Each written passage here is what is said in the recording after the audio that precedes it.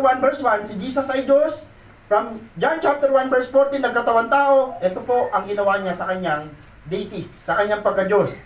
Kahit siya'y likas at tunay na Diyos, si Jesus, hindi niya ipinagpilitang manatiling kapantay ng Diyos. Grabe yung posisyon ni Jesus sa langit. Nakaupo sa trono, katabi yung tatay, katabi yung andun lahat ng mga anghel, walang problema, walang sakit, wala lahat. Pero inaccept ni Jesus yung challenge, magkatawan tao. Di ba napaka-challenging nun? Bakit? Pag naging tao ka, napakaraming problema. Napakaraming problema. Napapagod ka. Ang Diyos napapagod po ba? Hindi. Ang Diyos hindi natutulog, hindi napapagod, walang limitasyon, hindi namamatay. Then si Jesus, inaccept niya lahat yung mga bagay na kabaligtaran ng pagiging Diyos.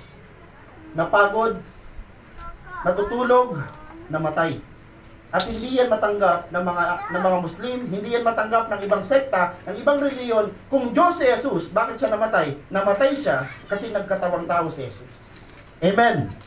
Alam niyo bang hindi siya mamamatay kung hindi siya nagkatawang tao kasi Diyos siya? Amen?